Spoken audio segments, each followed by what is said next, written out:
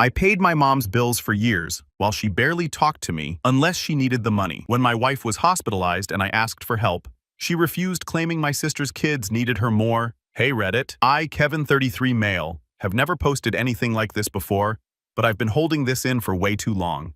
My mom, Diana 56 female, has always lived in her own world, one where she's the victim, the queen, and the only one who matters.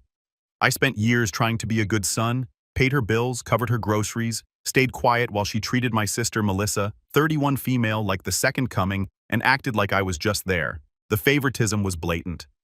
But when I asked for one small favor during a really rough week, she shut me down in a way that flipped a switch I didn't even know I had.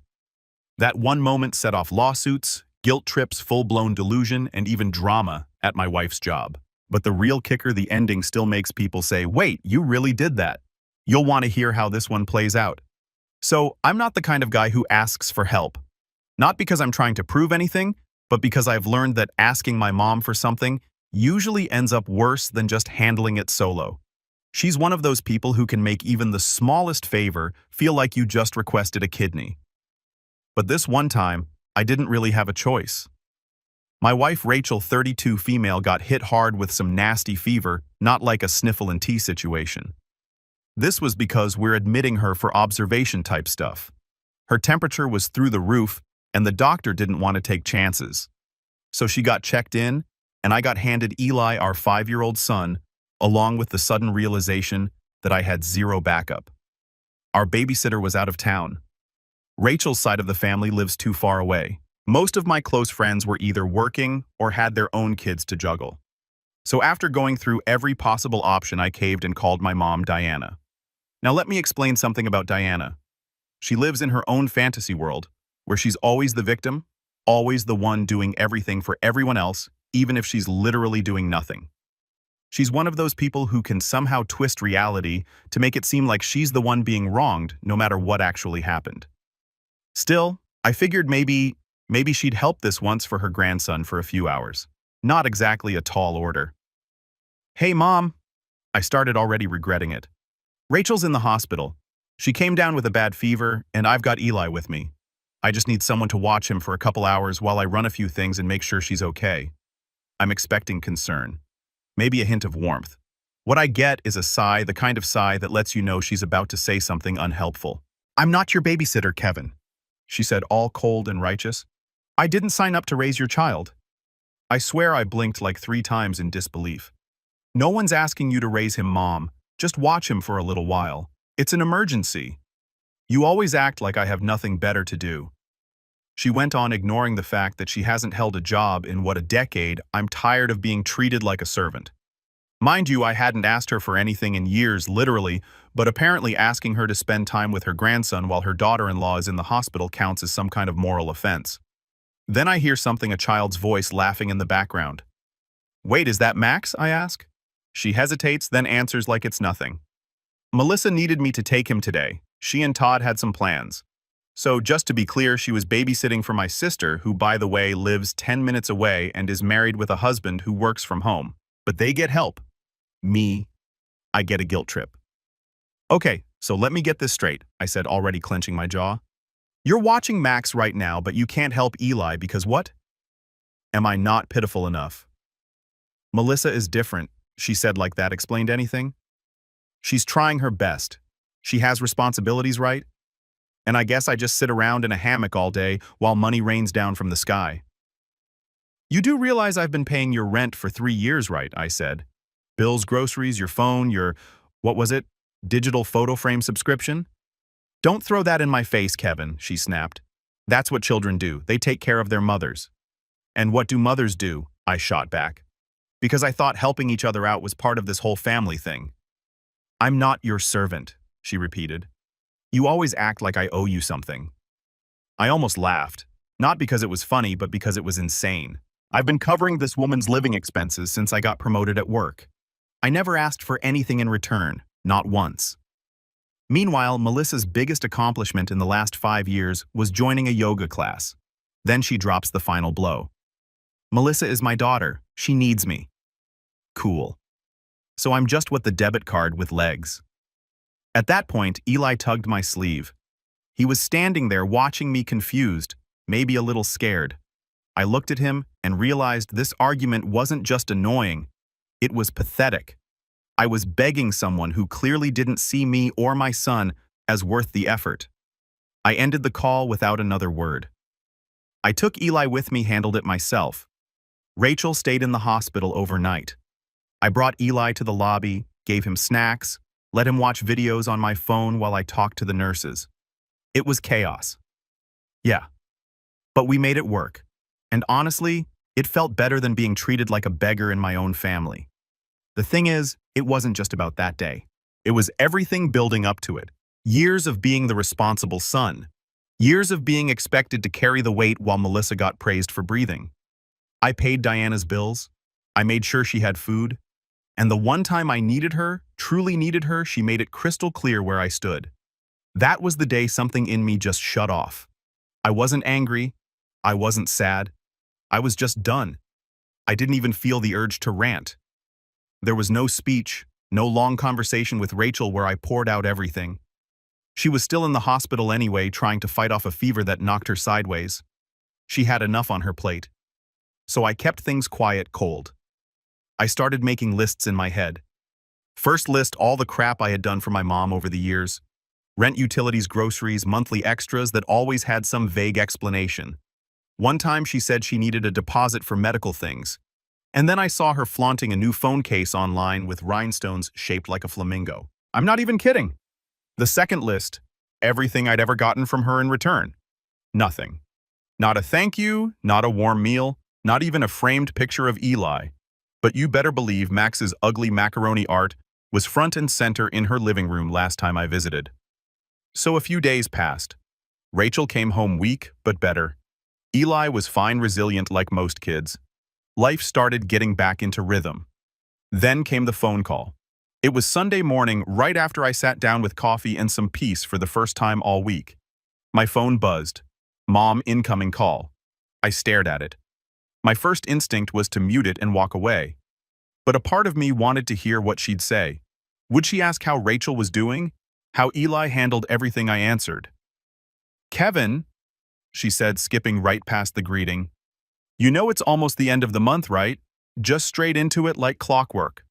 I need you to send over the usual, rent's due Wednesday and I'm running low on groceries.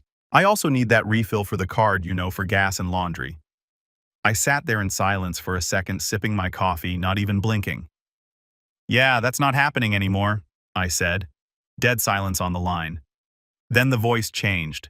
That fake sweetness that she tries when she senses something slipping. What do you mean, you're just stressed, sweetie? I understand. It's been a tough week. No, I'm serious, I said, calm and clear. I'm not sending you another dime. Not this month, not next month, not ever again. There was a pause. Then she laughed. Not a normal laugh. One of those annoyed you must be joking kind of chuckles. Kevin, don't be ridiculous. I'm your mother and I'm a husband and a dad and someone who's been bankrolling your lifestyle for 3 straight years while getting treated like garbage in return. She gasped, like I just insulted the Pope. You think raising you was free? Do you know what I sacrificed for you? Oh, the greatest hits album was coming out now. I let her play it. You were a sick baby, Kevin. You cried all the time. I stayed up for nights. I gave up everything for you. And now you want to abandon me. You mean the same way you bailed on Eli when Rachel was in the hospital? The same way you're sitting there playing Grandma of the Year for Melissa's kid while treating mine like an afterthought. Her tone dropped. Melissa's situation is different. You have a family, you have income, and I have bills, a mortgage, childcare. You think I'm just rolling in it. You make more than Melissa's husband. Cool. Let him pay your rent. Then came the yelling. You are being so ungrateful. I carried you inside me. I wiped your nose. I gave you life. Yeah, I said. And I repaid you with 3 years of direct deposits. That chapter's over. I could practically hear her pacing. I'd seen this routine before. The building rage, the manipulation, the switch flip from guilt to anger to full-blown drama. You're going to regret this, Kevin. Mark my words. Melissa would never treat me this way. Good. Then she can be the one to keep your lights on. She hung up, no dramatic exit, no tears, just a pissed-off slam of a phone call ending. I sat back, finished my coffee, and felt something I hadn't felt in a long time. Relief, like stepping out of a stuffy room and finally catching fresh air. Rachel came into the kitchen a few minutes later, wrapped in her robe, moving slowly but looking better. She could tell by my face something had happened. "She called?" she asked. I nodded. "Wanted her monthly stipend." Rachel raised an eyebrow and told her the bank of Kevin is closed. She didn't say anything at first, just walked over, kissed me on the cheek, and grabbed a slice of toast. That was her way of saying finally. I didn't think that would be the end of it. With my mom, it's never that simple. But something had shifted. I wasn't the desperate to please son anymore. I wasn't going to get yelled into guilt trips or emotionally blackmailed by someone who made me feel like a walking debit card. I had a family now, a real one. A wife who appreciated me. A kid who thought I was a superhero for letting him eat a second dessert. That was the stuff that mattered. My mom, she could figure out how to pay her own bills. Maybe she and Melissa could start a GoFundMe for emotional damages. Either way, I was done playing the role of the forgotten son with the open wallet. I didn't make some grand speech about it, I just stopped quietly. No texts, no explanations, no dramatic send-off. I'd been holding my breath for years in that role, and suddenly I could breathe again. For a solid week, things were calm. Rachel was home, still moving slow from the fever, but getting there. Eli was back to asking constant questions about sharks and making up stories about dragons that live in the bathtub. It was peaceful. A little messy, but peaceful. The kind of messy that makes sense. Then, of course, it couldn't last. Then Melissa texted me. Short and dramatic. "Kevin, call me now. It's serious. Mom is in the hospital." And I just stared at it. Not going to lie, I didn't feel alarmed, just annoyed. It read less like an emergency and more like bait. But I called her anyway, mostly out of curiosity. She picked up a quick voice, already shaky like she'd been practicing.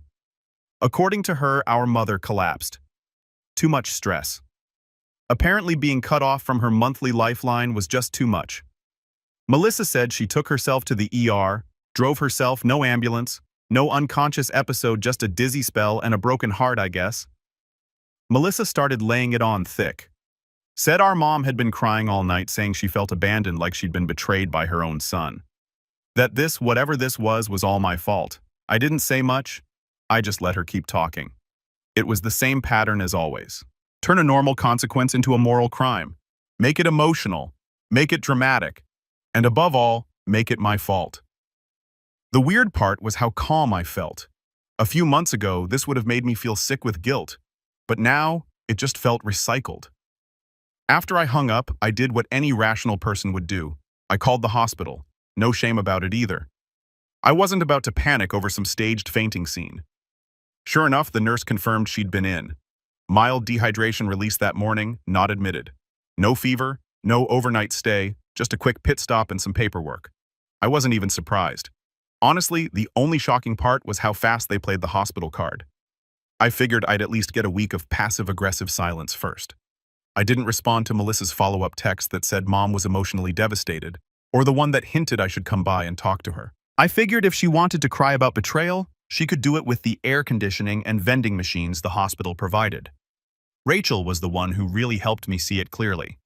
When I told her what happened, she wasn't shocked either. She just sort of shook her head and said, "You know she's rewriting the story again, right?" And she was right. That's exactly what it was, a rewrite. Mom wasn't going to sit with the fact that she told me to get a babysitter while she babysat Max. She wasn't going to own up to anything.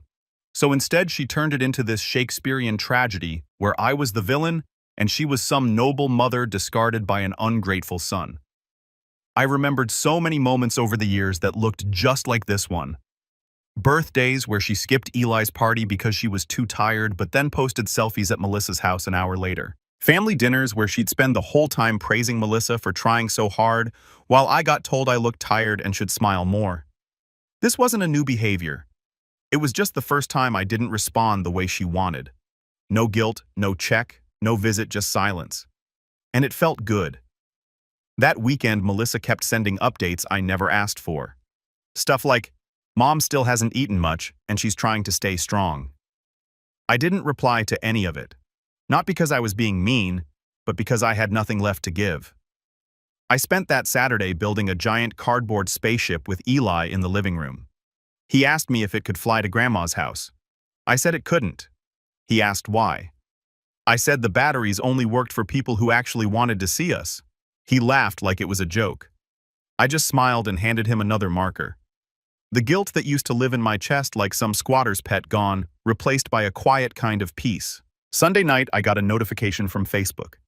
Diana had posted some cryptic passive-aggressive status. Some people only love you when you're useful to them. But I forgive. I always forgive because that's what real mothers do. 32 likes, mostly from distant relatives and old church friends. I didn't engage. I didn't even roll my eyes.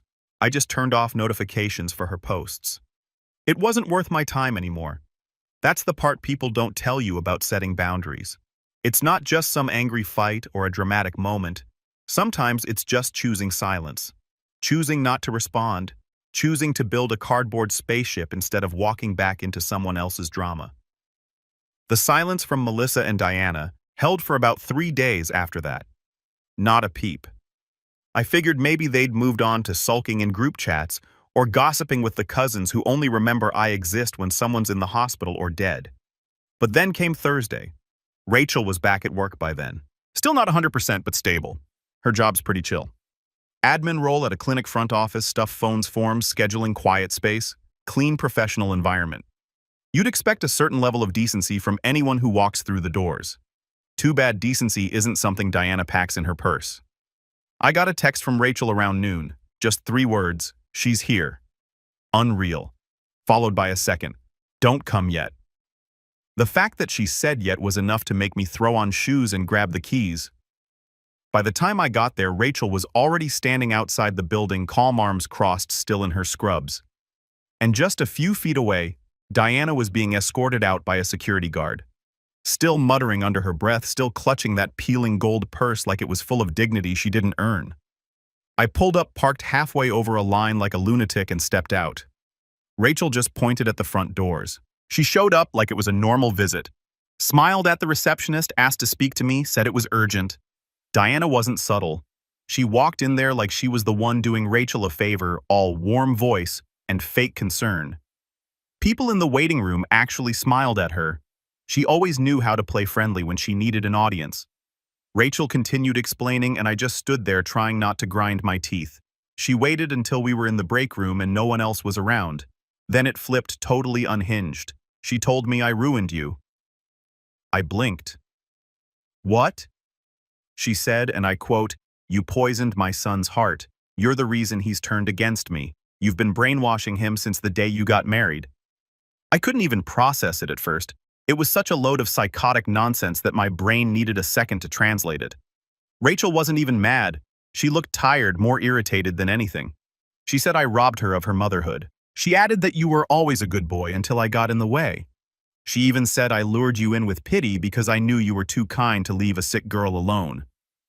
My jaw tightened. I had no clue what that even meant. Rachel had the flu when we met once.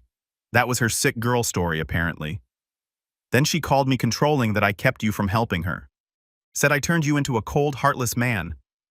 I was shaking my head, trying to stop myself from laughing. What did you say? Rachel shrugged. I told her this wasn't the 1800s and that you make your own choices. Then I told her to leave the clinic immediately or I'd call security. Apparently that set Diana off. She started raising her voice. Not full screaming, but enough for people in the hallway to hear. Started talking about how she's sacrificed everything to raise me. How some women marry good men just to break them. One of the nurses stepped in, tried to calm her down. Diana turned on her too, called her a nosy brat. That's when the front desk called security. She left before they arrived, Rachel said. Stormed out, calling me a snake. A snake. That was a new one. Rachel took a deep breath, looked at me like she was finally letting herself exhale. I didn't want to tell you right away, she said, but I knew she'd spin it her way somehow, so I figured I'd better get ahead of it.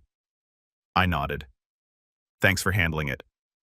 I didn't do anything special, she replied. I just didn't let her pull me into her insanity. I offered to drive her home. She insisted on finishing her shift. She wasn't going to let Diana ruin her day. Back at home, I kept thinking about the whole thing. how Diana had fully convinced herself that Rachel was some evil mastermind, like I was just a brainless idiot following orders. It was laughable but also sad, like watching someone self-destruct with the same fire they expect everyone else to put out for them. Around dinner time, Rachel finally got home. She looked exhausted but fine. We didn't talk much. Eli was too busy pretending his spaghetti was a monster. The next morning, Melissa sent me a text. It was long, full of passive digs. I heard Mom tried to visit Rachel. She was trying to make peace. You two didn't have to embarrass her like that. Make peace. She went to Rachel's workplace to rant about mind control. That's not peace. That's just delusion with lipstick on it. I didn't answer. Instead, I printed out a timeline of every deposit I had made to Diana over the last 3 years. I stored it in a folder. I added texts, voicemails, screenshots. I wasn't planning on doing anything with them just yet, but the way things were escalating, I figured it was better to be ready. Rachel supported it. She didn't push me either way, but she said if she's this bold, she might try something worse. And she was right, because Diana wasn't done. She thought she could guilt me, fail, then drag Rachel into it, fail again, and still keep pushing. And that told me something important. She wasn't just entitled, she was dangerous. And I wasn't going to let her anywhere near my wife or my kid again. After the stunt she pulled at Rachel's work, I knew Diana wasn't just being dramatic. She was spiraling. It's like she couldn't handle not being in control of the narrative anymore. She was used to playing victim and being believed without question. That stopped working, and now she was looking for whatever scraps of leverage she could still grab onto. At this point, I had blocked her number. I wasn't doing it out of spite. I just didn't want to give her the option to reach me and blow up my day. Melissa tried to play the in-between, but I ignored most of her messages too. I didn't need a translator for delusion. That was the week the envelope showed up. No name on the front, just my address typed. Inside, a printed document with a court seal on it. Small claim summons. Diana was suing me for breach of verbal contract and emotional distress. I sat down with it at the kitchen table and read the thing twice, then a third time, just to make sure I wasn't missing a punchline. She actually wrote on paper that I had promised lifelong financial support and that suddenly ending payments caused her significant harm, both emotional and economic. Rachel walked in while I was holding the paper like it was radioactive. She finally did it, I said. She took it to court. Rachel read it over. Didn't even flinch. Guess she wants to get laughed out of a courtroom now. Honestly, I wasn't even that stressed. Mostly annoyed, but I figured if she was taking it that far, I'd better be ready. So I pulled out that folder I started building after her work visit. It had everything. Bank transfers, timestamps, texts, even the screenshot of her Flamingo phone case she posted the same week she claimed she couldn't afford groceries. I also included the call log showing how I asked her for one favor watching Eli and how she said no while actively babysitting Melissa's son. I even had the hospital statement showing her collapse was nothing more than mild dehydration with a vending machine visit. Court day came quick. It wasn't some dramatic trial like on TV. Just a basic small claims hearing in a dull room with folding chairs, and a judge who looked like he'd seen every kind of nonsense the city had to offer.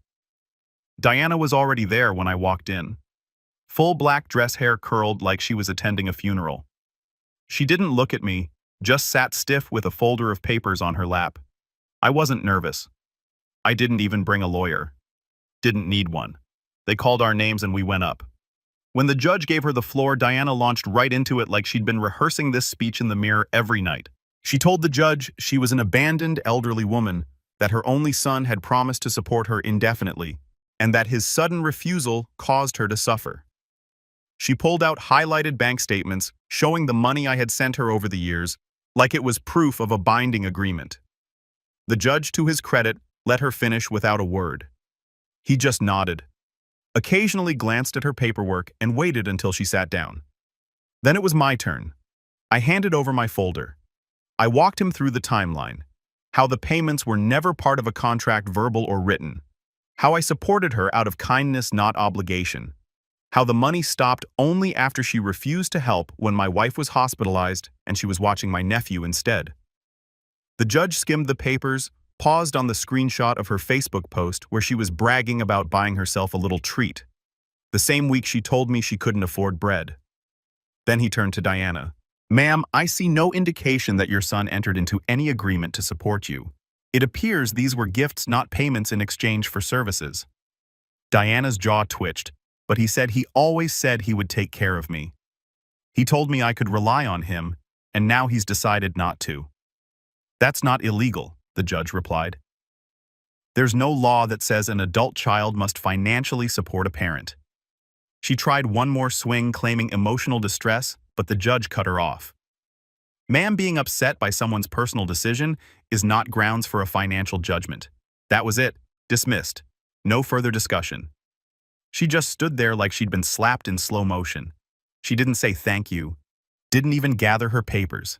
She walked out stiff like a mannequin on a bad day. I didn't follow her.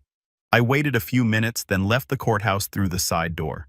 I wasn't in the mood for another meltdown or one of her lectures in the parking lot. Back home, Rachel had already made lunch. Nothing fancy, just grilled cheese and tomato soup. I sat down and filled her in. She tried to play the emotionally abandoned mother card I said, dipping a sandwich. Judge didn't buy it. Rachel raised her glass of water like a toast to public records and paper trails. We laughed not because it was funny, but because there was finally nothing left for her to twist. She had taken it to the end of the road and got shut down in front of a real authority figure, someone who wasn't emotionally manipulated by tears or guilt. It felt final. There were no calls that evening, no texts, no follow-ups from Melissa, no cryptic Facebook posts or shared quotes about being wronged. Just quiet. And it was glorious. 2 weeks of peace. 2 whole weeks where I didn't have to deal with flying guilt trips or weird phone calls pretending to be emergencies. It was the longest stretch of silence I'd had since I stopped paying Diana's bills. I'd almost started to believe it was over. Then Rachel got a text from one of her friends who lives near Melissa. Pretty sure your mother-in-law just moved in with your sister. Saw her unloading bags with that leopard print purse. So there it was. Diana had officially landed at Melissa's place. And yeah, I saw it coming. Her ATM, aka me, stopped funding her rent, so she most probably got kicked out. And Melissa was always the favorite. Always the one Diana claimed understood her. If anyone was going to take her in, it was her. What did surprise me was how fast it went downhill. By day 3, Melissa texted Rachel saying her mom was adjusting. Code for she's already making people miserable. By day 5, the updates changed. Less spin, more tension. Apparently, Diana had started her usual routine. Comments about how Todd, her husband, never helps enough, how Max should eat fewer processed snacks, how Melissa's laundry smelled cheap. It was always the same playbook. She'd show up, act like a saint for 48 hours, then slowly start turning into a live-in manager no one hired. Then day 6 hit. Todd gave Melissa an ultimatum. Either Diana goes or he does. And that's when Melissa showed her true colors. She didn't defend her mom. She didn't get emotional. She didn't try to compromise. Number. She folded, instantly packed Diana's bags while she was taking a nap and told her she had to go. Rachel found out before I did. Melissa kicked her out this morning, she said, handing me her phone. Told Todd she wasn't going to risk her marriage over this mess. I sat down and laughed harder than I had in months. So after all the favoritism, the blind loyalty, the pedestal Diana built for Melissa, she got kicked out like a bad roommate the minute things got uncomfortable. And not because Melissa grew a conscience or had some breakthrough. Number, she just didn't want to lose her husband. She took Diana in to look like the good daughter. But when things got inconvenient, she flipped without hesitation. All self-preservation. No spine. Rachel scrolled to the next text. She didn't even let her finish her coffee. Now that was brutal. Diana didn't call me. She didn't message. But I heard she tried calling some of my cousins that afternoon, asking if anyone had a spare couch. Nobody bit. Her meltdown at court had apparently made the rounds and people were keeping their distance. I imagined the look on her face sitting at that bus stop with her leopard print purse and nowhere to go. Not because I wanted her to suffer, but because it was the first time in her life she had no one left to blame but herself. She gambled everything on Melissa's loyalty, and Melissa folded like a lawn chair. A few days later, I ran into Todd at a gas station. He looked free, like a man who just moved out of a haunted house. "Surprised you're still married," I said. He shook his head barely. "I told her if she ever pulls that again, we're done for real." Then he said something that stuck with me. "Your mom doesn't know how to live anywhere without trying to run it. It's like the second she steps inside, she thinks she owns the place." But I nodded. "That's been her thing forever. She called me Kevin." He added, dead serious. looked me in the eye and said, "I'm acting just like her son, like it was an insult." I actually laughed. She's been trying to use my name like a curse word lately. Doesn't realize how much that backfires. He smiled, shook his head, and got back in his car. The next update came from someone on Facebook. A random acquaintance of Melissa's posted a vague status about watching someone kick out their own mother. No names, but it didn't take a genius to figure it out. Diana had officially become someone else's cautionary tale. Melissa didn't reach out, not to apologize, not to vent, not to explain. I guess she figured I'd find out eventually, and she was right. I found out. I just didn't care. She wasn't some victim in this. She'd only helped Diana out of image and guilt. And when it cost her peace, she hit a jack so fast it gave Diana whiplash. It wasn't noble, it was convenient. It was Rachel summed it up perfectly. She wanted the credit of being the good daughter without the cost. Exactly. Diana probably saw it as betrayal. I guarantee she never imagined Melissa would be the one to throw her out. But that's what happens when you build your life on favoritism. Eventually, the golden child drops you too. By the end of the week, Diana had no place to stay, no money coming in, and no one in her corner. And the one person she'd always dismissed me was at home with a stable family, a peaceful house, and not a single ounce of guilt left. That didn't stop her from trying one more time. She showed up. I don't know how she got to my neighborhood, bus, Uber, guilt. Either way there, she was sitting on the porch like a statue, arms crossed, face tight, and that purse with the peeling gold zipper sitting beside her like it was also exhausted. Rachel saw her first. She tapped the window and said, "Your mother's out front." I stepped outside and closed the door behind me. No yelling, no build-up, just me standing there while Diana looked up like she'd been waiting years for a moment like this. "Kevin," she said, voice worn and flat, "I have nowhere to go." I didn't respond. I called everyone. She went on. "Melissa blocked my number. Todd won't take my calls. Your cousins pretend they don't see my messages." I still didn't respond. She stood up slowly. Her eyes scanned the front of the house like she was mentally appraising it. Like maybe she was already imagining where her throw pillows would go. "I know I made mistakes," she said, "but I'm still your mother." I finally looked her in the eye. "You're not here for an apology. You're here because you ran out of options." She flinched. Not much, but enough to know she felt it. "I don't need much," she said, "just until I figure something out." "And what happens when something takes a year or 5? "It won't," she said quickly. "I just need time, a chance, somewhere safe." For a moment, the silence stretched. Rachel was probably watching through the blinds. Eli was inside on the tablet. Life had finally become quiet, manageable, free. And here stood the woman who'd spent years stomping through my peace with entitlement, like it was her birthright. Everything in me wanted to tell her to leave, but I didn't. I stepped aside. One week I said, "No longer." Her eyebrows twitched like she didn't quite believe it. I didn't too, to be honest. She nodded and picked up her bag. She walked in like she hadn't been kicked out of 3 homes and a courtroom in the span of a month, like she was just coming home from vacation. She smiled at Rachel, who did not smile back. She waved at Eli, who ignored her. I didn't explain myself to Rachel that night. I didn't need to. She knew exactly what this was. It wasn't mercy. It was containment. A final, slow-moving crash test that would prove once and for all who this woman really was. Not to me, I already knew, but to herself. Diana had spent her whole life seeing herself as the one who gave, the one who suffered, the one who deserved. She was about to spend a week watching everything she broke from the inside out. Melissa had already tossed her. Todd left without blinking. The cousins went radio silent, and now she was stuck living under the roof of the same son she humiliated, sued, and treated like a disposable wallet. For the first time, Diana had no audience left to perform for. No golden child, no backup plan, just the mirror. And yeah, I let her in because watching her squirm under that silence was worth it.